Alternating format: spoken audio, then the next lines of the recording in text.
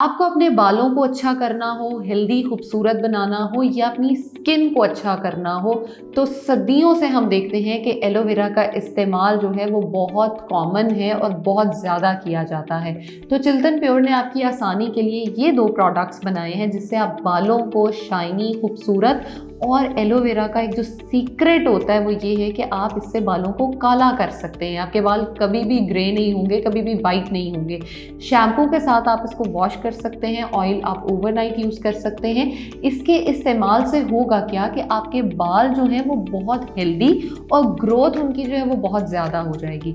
आप बात करते हैं स्किन की। आपने अपनी स्किन को अगर हेल्दी और खूबसूरत बनाना है तो आप एलोवेरा की इस जेल का इस्तेमाल कर सकते हैं और अपनी स्किन को आप जो है वो इन्हांस कर सकते हैं। अब अगर आपके फेस पे पिंपल्स निकलते हैं बहुत ज़्यादा, आपके फेस पे जो है वो बहुत ज़्यादा कह लें कि सूजन हो जाती है, तो आपने सिंपली इस पंप को अपनी स्किन पे इस्तेमाल करना है and you are good to go. आपकी स्किन बहुत अच्छी हो जाएगी।